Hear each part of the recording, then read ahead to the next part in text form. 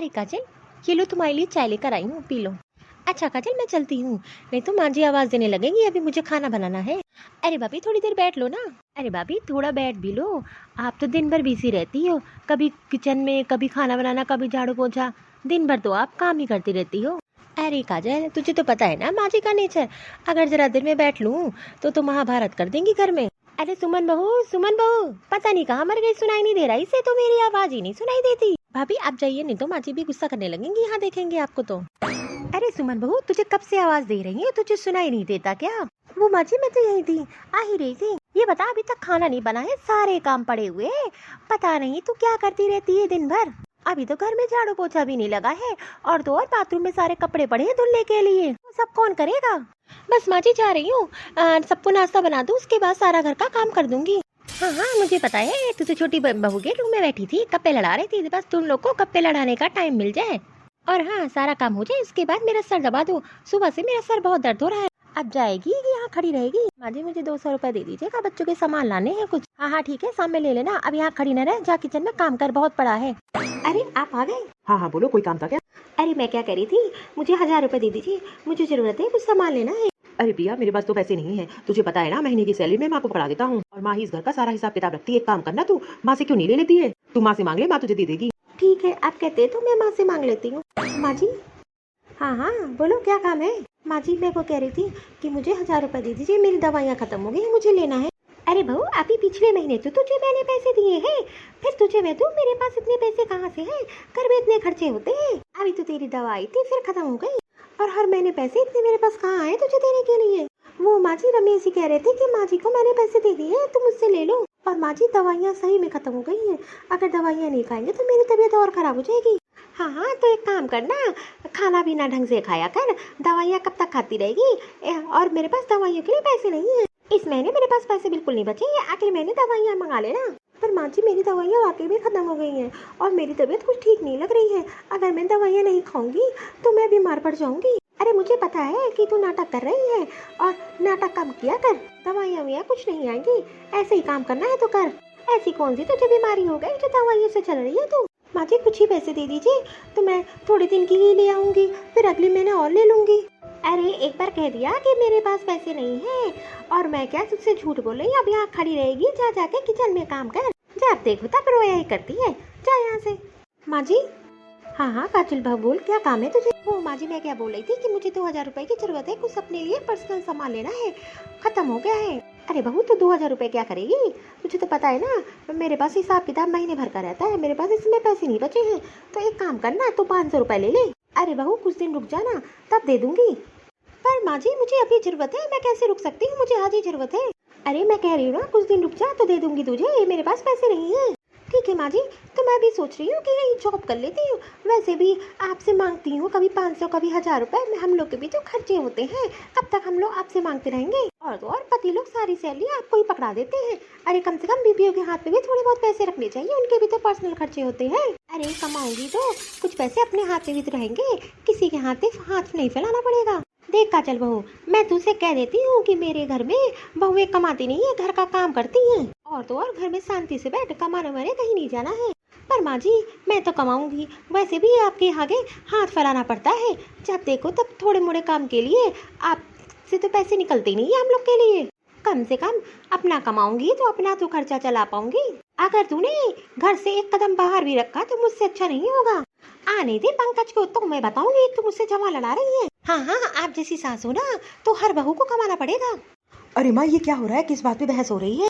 देख ले बेटा, तेरी बीवी मुझसे जमा लड़ा रही है और कह रही है मैं कमाने जाऊंगी, नौकरी करूंगी। तुझे तो पता है ना, इस घर की बहुएं कमाने नहीं जाती है, तब से मुझसे जमा लड़ाई जा रही है। अरे मैंने इसमें क्या गलत बोल दिया है? आप जैसी सास होंगी घर में तो हर बहू बाहर कमाने ही जाएगी। अरे काजल ये कैसे बात कर रही हो माँ से? अरे मैं कैसे बात कर रही हूँ, मैंने माँ जी से पैसे मांगे, और तो और उनके पास पैसे होने के बाद भी वो हम लोग को पैसे नहीं देती है, हम लोग अपनी जरूरत कैसे पूरी करें, इसीलिए मैं सोच रही थी मैं कमाने जाऊंगी। हाँ हाँ जा देखती हूँ तुझे नौकरी कहाँ मिलती है, वैसे तो पढ़ी लिखी ज्यादा है नहीं तू। अरे माँ जी इतना पढ़ी हूँ ना कि अच्छी खासी नौकरी मुझे मिल जाएगी। अरे मैं भी देखता हूँ तू यहाँ से बाहर कदम कैसे रखती है। हाँ हाँ मैं जा रही हूँ। अरे मेरा हाथ छोड़िए, मैं कहती हूँ कि मैं नौकरी करूंगी तो बस करूंगी, मेरा हाथ छोड़ दीजिए। अरे तू घर से एक कदम निकाल कर देख, टांगे तोड़ डालूंगा तेरी मैं। कहती हूँ मेरा हाथ छोड़ दीजिए। अरे बेटा इसका हाथ छोड़ दे, एक काम करना, इसको अपने मैके भेज दे, और तो और जब मैं मैके पड़ी रहेगी तब इसको अकल आएगी। हाँ, तो इससे कोई रिश्ता मत रखना। हाँ माँ, तू एकदम सही कह रही है। वैसे भी इसने जो आज हरकत की है, मैं तो इससे तलाक ले लूंगा, मैं इसके साथ नहीं रहूंगा। अरे मेरी माँ से जवान लड़ाती है। हाँ बेटा तू एकदम सही कह रहा है, इसके साथ ऐसे ही होना चाहिए, इसकी जवान बहुत बढ़ गई है। एक काम कर, तू बैग पैक कर अपने मैके चली जा, आइंदा से यहाँ दोबारा मत आना। ओहो, मैं भी इस घर में शादी करके आई हूँ, आपकी हिम्मत कैसे है इस घर से मुझे निकालने की? आप क्या, आपकी माँ भी मुझे नहीं निकाल सकती इस घर से, और तो और मैं तो नौकरी करके रहूंगी। देखती हूँ कौन मुझे इस घर से निकालता है, शादी करके आई हूँ। और ये जितना आपका घर है उतना ही मेरा भी है। और आप लोग को तो पता है ना, इतने तो पढ़े लिखे हो, अगर बहुओं के साथ जोर जबरदस्ती की तो मैं पुलिस को फोन कर दूंगी, और फिर जो होगा आप लोग को पता है ना, हथकड़ी लग जाएगी, आप लोग को सीधे जेल जाओगे। अरे पंकज बेटा, अगर मुझे इस घर से निकाला मैं तुरंत फोन करूंगी। हाँ, तू इस घर में रहे, वैसे भी मेरा तो तुझसे कोई मतलब नहीं रहेगा, और तो और सारे रिश्ते मैंने तुझसे तोड़ दिए। ये बेटा तूने अच्छा ही किया, कम से कम इसको इस घर से जाने नहीं दिया, नहीं तो आज ही पक्का पुलिस को फोन कर देती। मेरे घर की बहुओं का दिमाग ही खराब हो गया है, एक बड़ी बहू और ये छोटी बहू तो उससे 4 हाथ आगे है।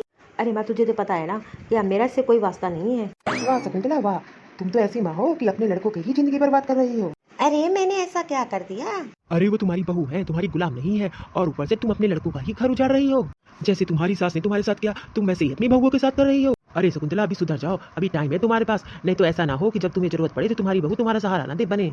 अरे ऐसा होगा ही नहीं, क्योंकि मैंने ना अपने लड़कों को अपने बस में कर रखा है, और वैसे भी मेरे लड़के तो मेरा ही कहना मानते हैं, तभी तो मुझे सारी सैलरी मेरे हाथ में रखते हैं। आप जो सोच रहे हैं ऐसी नौबत तो आने वाली नहीं। हाँ, मैंने भी बहुत देखा है, एक ना एक दिन जरूर आएगा। अरे तू जैसी सास तो मैंने कभी देखी ही नहीं। अपनी बहुओं को आगे बढ़ाना चाहिए, और तू तो उनका ही घर उजाड़ रही है। खैर, तुझसे तो बात करना ही बेकार है। हाँ, मुझे भी शौक नहीं है आपसे बात करने का, मैं तो जा रही हूँ। अरे कम से कम मुझे तो खुशी है कि मेरे लड़के मेरे कहने में तो हैं, और वैसे भी मुझे बहुओं से कोई मतलब नहीं है। ये शकुंतला भी ना कभी नहीं सुधरेगी। अरे प्रिया, ये बता तुझे नौकरी मिली कि नहीं? हाँ पापा जी, अभी तो नहीं लगी, लेकिन मैंने 1-2 जगह इंटरव्यू दे रखा है। हाँ, ये तो बहुत अच्छी बात है, और वैसे भी जल्दी तेरी नौकरी लग जाएगी। अब क्या ही बताऊँ, तेरी सास की हरकतों से मैं बहुत परेशान हूँ।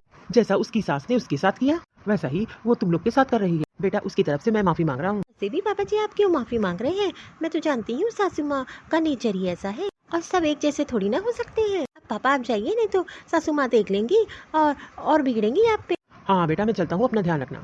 अरे माँ, आप यहाँ बैठी हो, आपको पता है प्रिया की तबीयत कितनी खराब है, और आपने उसे पैसे नहीं दिए दवा लाने के लिए। वैसे तो आपको पता है ना, महीने भर की सैलरी आपको मैं पकड़ा देता हूँ, कम से कम उसे पैसे तो देते नहीं थे आपको इलाज कराने के लिए। अरे बेटा, मुझे पता है ना, प्रिया ड्रामा करती है, उसे कोई बीमारी नहीं है। अरे माँ, ये कैसी बात कर रही हो? प्रिया को मैं डॉक्टर को दिखा के आया था, डॉक्टर ने बोला इसका इलाज करना जरूरी है, अगर इलाज नहीं करोगे तो ये और तबीयत इसकी बिगड़ती ही जाएगी। आपको पता रहता नहीं है, बस आपको तो काम से मतलब रहता है कि बस बहुएं काम करे घर की। अब प्रिया घर का कोई काम नहीं करेगी जब तक उसकी तबीयत ठीक हो जाती है, और वैसे भी आपने तो उसको बिल्कुल नौकरानी बना के रख दिया है। अरे माँ, वो मेरी बीवी है, उसके पीछे 2 बच्चे हैं, आखिरकार उसकी तबीयत खराब हो जाएगी तो उन बच्चों का ध्यान कौन रखेगा? आपको क्या है, आपको तो बस बैठे बैठे ऑर्डर चलाना आता है। आज से सारा घर का काम आप ही करोगी। मैं जा रहा हूँ उसको डॉक्टर के पास लेकर, और तो और इस महीने की सैलरी भी मैं नहीं दे पाऊंगा, क्योंकि मुझे इसका इलाज कराना है। देख तो मेरे नालायक बेटे को, आखिरकार आगे ना अपनी बीबी के कहने में, आखिरकार बीबी का गुलाम बनता जा रहा है। अब घर का काम कौन करेगा? एक बहू तो नौकरी और दूसरी बहू तो बिस्तर पकड़ ली है। अरे मैं तो थक गई हूँ, सुबह से घर का सारा काम किया, अब तो मेरे खाना बनाने की भी हिम्मत नहीं है। अरे माँ, खाना बन गया? हाँ बेटा, मैंने बना के रख दिया, एक काम कर तू निकाल के खा ले, मेरे अंदर तो ताकत नहीं रहेगी अब। माँ, इतना कर दिया है तो खाना भी निकाल दे, और माँ मेरे कपड़े रह गए धुलने के लिए, जाके वो भी धुल दे, मुझे बहुत जरूरी है, गंदे पड़े हैं सारे कपड़े। अरे बेटा, मेरी तबीयत खराब है, और तो और तू धुल ले ना। अरे माँ, ये सब नाटक मत कर, वैसे भी कितना काम करती है, दिन भर तो बैठी रहती है, इतना काम कर लेगी तो क्या हो जाएगा। अब जाके मेरा खाना लगा दे। ये मेरे दोनों बेटों को क्या हो गया? पहले तो मुझे जवाब नहीं देते थे, लेकिन अब तो जवाब देने लगे हैं। अरे बाप रे बाप, तबीयत बहुत खराब लग रही है, चक्कर से आ रहे हैं, घर का इतना काम जो पड़ गया, अरे मुझे चक्कर से आ रहे हैं।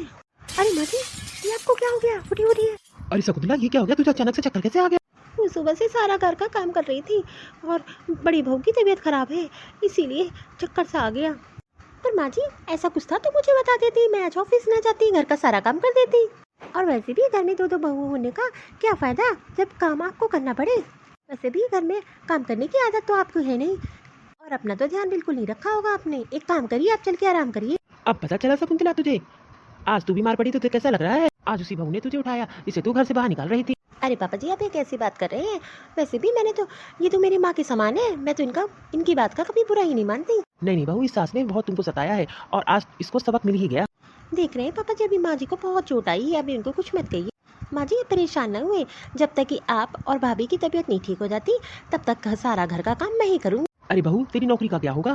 पापा जी आप परेशान ना होइए, मैं कुछ दिन छुट्टी ले लूँगी, और वैसे भी अगर छुट्टी नहीं मिलेगी तो फिर नौकरी मुझे मिल जाएगी, और वैसे भी कुछ दिन में भाभी की तबीयत भी ठीक हो जाएगी।